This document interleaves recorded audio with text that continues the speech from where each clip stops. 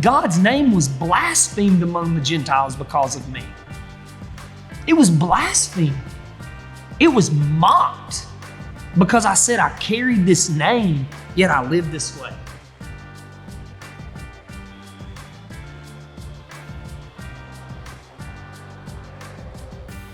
Yeah, and I mean, it's one thing, biblically, you look in Romans 1, and you were kind of touching on this a minute ago, but the more we travel down a path of sin, which is a consequence of our rejecting of God. We reject God first, and then the sin follows. The sin, I mean, that is sin in of itself, but the other expressions of sin are a consequence of that because our heart is hardened, our minds are darkened. And it duplicates itself in other image bearers. It's being spread like a virus. Right, and that's what I'm getting at. Yeah. Your point to that was that it says that the culmination of that is that we get more and more wicked, and we give hearty approval to those who join in. We celebrate the sin of others, and that's because, in part, that it helps us feel more comfortable about our own sin. Yeah. It helps us not feel bad about the way that we want to live. Yeah. So if we encourage it and everybody's living their own way and their own truths, then, we feel better about us doing that. And I think there's some truth to that as it relates to the church as well, because we're comfortable in our own sin, and it may be a different kind of sin, though oftentimes it probably consists of some sexual immorality of different sorts. Sure. Maybe it's with our girlfriend. Yeah. Right? Sexual maybe it's lust in our heart and pornography or even the way we treat our spouses in certain ways, or just, it's all kinds of possibilities. It may not even be sexual related. Sure. But it helps us feel more comfortable. And there's a certain reality there because you ought to feel like a hypocrite if you're eager to confront somebody else in their sin, but you're not willing to address the sin in your own life. And that is a source of kind of the controversy throughout the generations and recent generations of this particular issue and dealing with sexual sin and then but homosexuality and the other like aspects of the sexual culture is that they, through the years past, have often been the target and perhaps in ways a disproportionate target, or the hypocrisy of a Christian was evident in that they would target the sin, in the sexual sin of a homosexual, but yet they would ignore gluttony perhaps, or their own sexual immorality, or all kinds of pride and lust after material things. And so I mean that's a true criticism. And even so much so that a Christian would not love their neighbor in a true way. They would demean and ridicule, even be so hostile to the point of violence toward that person. And so that individual was so ostracized and cast out in a way that never led to them coming to see the truth of what it's all about. Because probably even that Christian or Christian along the way who was so harsh toward the homosexual, and they may not have been a Christian themselves. It was their own desire. That was their own self-righteousness that was seeking to cover their own sin, that they demonize someone else. And so all those are realities that we don't want to ignore, because that's part of kind of how the overcompensation and shift in the other direction is in part because Christians kind of began to see that. It's like, we've been disproportionately cruel even to this segment of the population. But then in the midst of other aspects of the culture wars and, all of our kind of cultural Marxism and those issues, that all feeds into how we've gotten here in society now. But to your point, the true Christian would embrace the idea of hypocrisy, right? And what I mean by that is a true Christian, I don't think, can ever fully be a hypocrite. Because a true Christian is not relying on their own self-righteousness, right? That's not what they're doing. Like a true Christian is not coming to you and saying, hey, you need to get this right in your own life before he's worked it out in his own life. Like, so love, I think we've touched on love enough. Loving your neighbor. Who is your neighbor? I think your neighbor begins with yourself. It begins with your own heart. And while preparing to love your neighbor, I have found, even in my own life when I was in the industry for, I'm still in the industry, but like really deeply involved in the industry of living in New York City for 6 years and LA for a year and a half and Miami for 4 years and over in Europe and all that. Like, it really challenges you to deal with your own heart, right? It forces you there because you're no longer in your cushy church and in your cushy town and you're seeing these things and you want to address things, but the Spirit of God goes, what's in you though that could be sifted? So you need to be careful. You need to sift yourself before you need to take the plank out of your own eye before you go to start to tell others and love them. But so there is an addressing of self. Before you're even able, because the Spirit calls you to do that, before you're even able to go to your neighbor. And so that was something interesting, that every time I've started to be more proactive in the culture of loving people, but just telling people like, look, with a sense of urgency about it, like this is leading you to hell. It's always challenged my own heart with things that might be going on in my own life. I've never been able to do that. I've never been able to go to my neighbor without first the Spirit of God like punching me in the mouth and going, yeah, but have you, and what happens is when we stop addressing the sin in our own life, like you said, to your other point, we stop going out because we know that we ourselves are in shame and sin as Christians that we need to be repenting of, but we're so holding on to that sin because it's comfortable and we don't want to let go of it. So we stop going out because we know our own shame, right? And so I think like just being able to be real about that the Christian, on my Facebook thread, there's all these people posting a lot of my old modeling photos in my underwear. And I'm like, okay, they're like, I'll just leave this up there so you can do it. And I'm like, good, I'll just leave this up here too, because this will give me an awesome opportunity to share the gospel, right? And it's just like, let's just leave it there and let's talk about it. And I go into, good for y'all. Like, I'm not telling you that you're wrong based on my own moral authority. Like, that's not what the Christian's doing. It's not based on my righteousness. If it was based on the righteousness of Caleb, we would all be in trouble. Like, we would be in a lot of trouble. I mean, I think Dustin said this in one of the podcasts, or maybe just said it, in our conversations with other people. Like, Caleb without Christ would be very troubling to my soul. You said that or first, whatever. No, you said it in like a conversation. I said it because you had already said it. Said I would be an excellent mob boss without Christ. like I'm not rejecting that in any way. My sin would make most people's sin seem very pathetic without Christ. Like, I know my personality.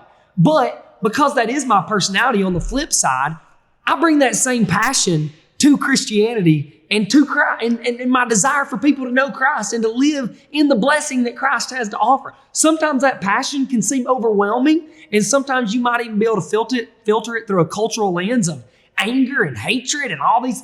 That's not what it is. It's a passion for you to know Christ and to live in that blessing.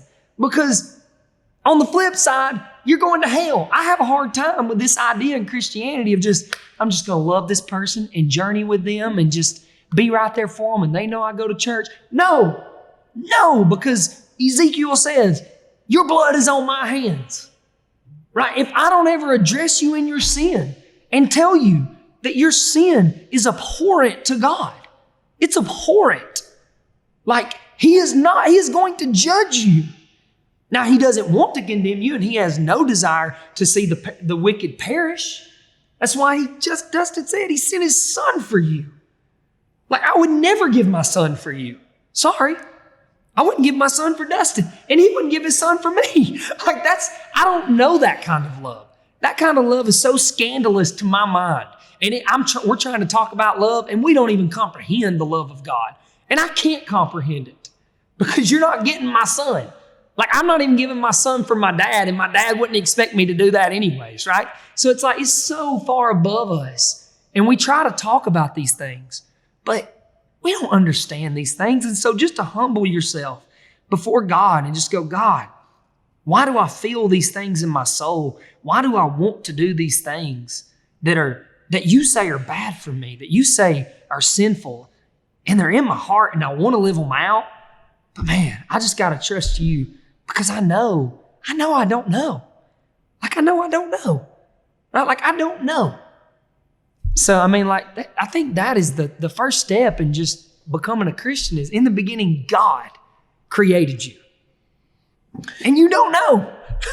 Yeah, and they reminded of, a certain episode in the Gospels when the religious leaders are trying to catch Jesus in saying something controversial and undermining, the law. And they ask him, which is the greatest commandments? And he says, well, there's two. It can all be summed up in these two. Love the Lord your God with all your heart, mind, soul, and strength. So with everything you've got, love God and love your neighbor as yourself. And so we've touched on all this in our conversation here so far, but just to, we think, see, Jesus made following God and being a Christian so easy and acceptable and tolerant, as if those two great commands were easy to accomplish. Yeah. No, those are the hardest things possible, and none of us have ever done them for a second in our entire life. We've never loved God with our entire being. Like you were just saying, we only can conceive of love because of what God has showed us. And of course, we're striving toward this. We have a conception of it and everything. We increasingly have desires, and we're refined in our ability to want and strive toward those high goals. But we recognize we fail. We fail. We fail at loving God rightly and adequately. We fail.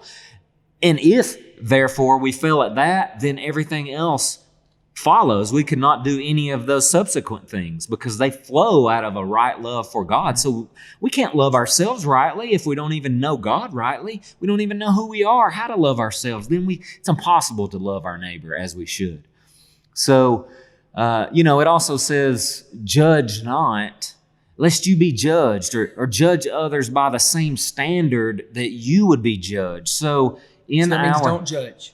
Yeah, I mean, that's how we perceive it because we're so eager to hear that. Yeah. Don't judge anybody. Or this touches on the point we've been making. We back off a judgment of anyone else because we recognize that we are sinners also, and we're unwilling to address our own sin. But, if the kind of love that we need to love ourselves with is a humility and a recognition that we are sinners, we need to recognize the truth about ourselves of how much we need God, need God's mercy and compassion on us. And therefore, that's because blessed are those who are merciful. They shall receive mercy. So in our confronting other people, in our desire to be evangelistic, that means other people need to see their sin like we have seen our sin. And we've seen our need for a Savior who will rescue us from our sin and transform us out of being sinners to people who can honor God with their lives. So we need to confront other people with that reality.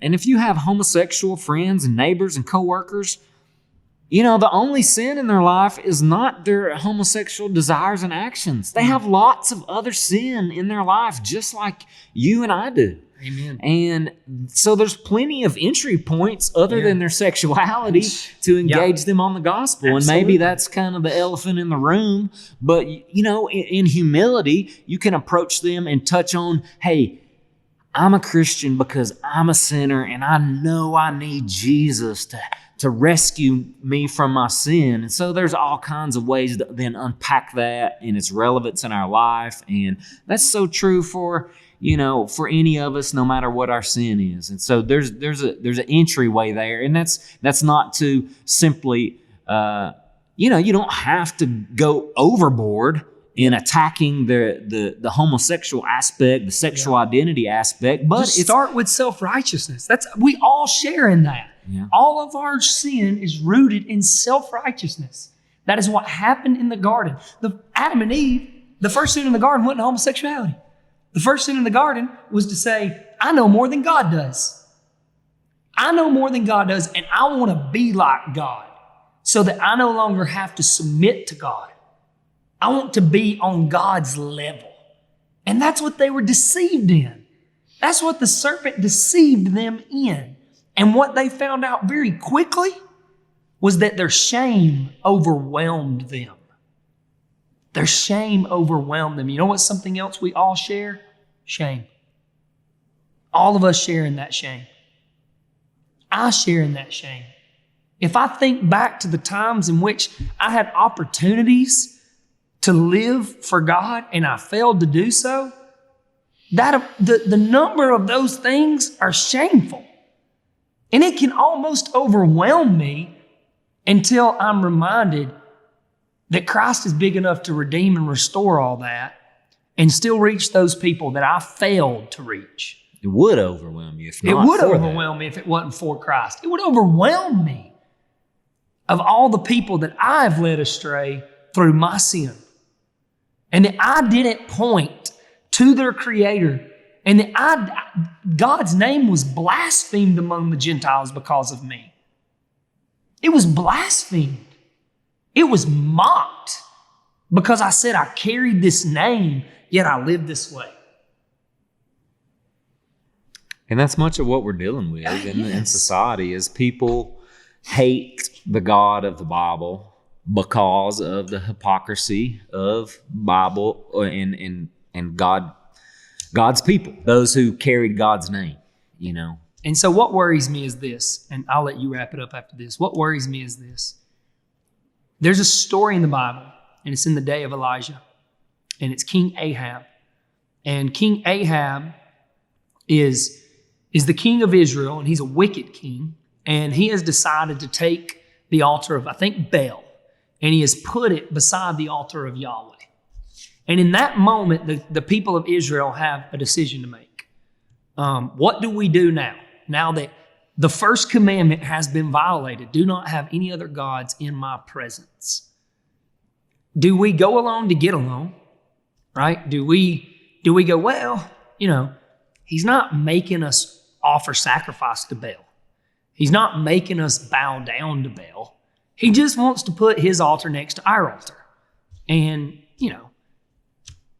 we'll just not really pay attention to it. It'll be a lot more comfortable for us if we don't push against this. We'll go along. He's a pretty wicked king, right? He could do something to us that might be really harsh, right? He can make our lives really uncomfortable really fast. And therefore, they decide, the priest, to be like, okay, you can celebrate your festivals with our festivals, and we'll stand up there together and we'll sing Kumbaya together. And, because of our men and women, they know really Baal's not the God. It'll be okay. The only problem with that is the children didn't know. And God said that if you do these things in the land, your children, your next generation will rebel. Because they are going to be so confused. Because they're going, wait a second.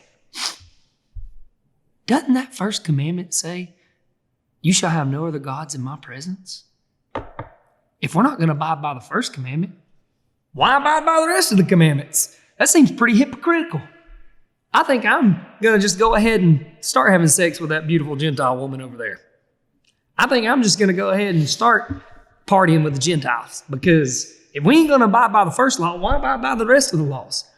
And what you see is an entire generation that is ultimately exiled from the promised land, exactly like God said they would be, because the parents of that generation did not honor God. It had nothing to do with Ahab. Hear me say that. It had nothing to do with the world. I don't expect the world to live like Christians or to honor Christian law or Christian rules or Christian boundaries. God is not their king. Their belly is their king. That's a worldly system. Everybody took my video out of context. I'm not expecting the school system to live according to God's ways. That is a worldly system that is going to perish. It's a worldly system. Worldly systems live for the world. They live for themselves and their own self-righteousness. My frustration is we too are as the people of Israel, and we no longer say, that's a worldly system, children. That's not our system. That's the system of the world. And it's going to perish. And it's going to be destroyed. And we live for Yahweh. We do not put our altar beside their altar, because their altar shouldn't be beside our altar. We worship the one true God, Yahweh. We don't do that anymore. And our kids are so confused. And the statistics bear it out. The statistics bear it out. Most evangelical children don't believe in absolute truth anymore. It's over 50%. They don't believe the Bible is sufficient for living your life by. They think it's riddled with contradictions all through it. They think the first 11 chapters of Genesis is foolishness. Right? Myth. Right? They think that you must interpret the Bible through a cultural lens and it must shift with the culture. Right? They don't believe what you think they believe, people. Just because they say, well, we're Christians. I wish that meant something these days. And the sense of urgency is just not there. And I promise you, God doesn't change. If the church doesn't wake up, we too will experience an exile. If we're not already doing it. If we're not already, I would argue that we're already there. Yeah, I would argue that we've already arrived. And now it's about preservation of your children.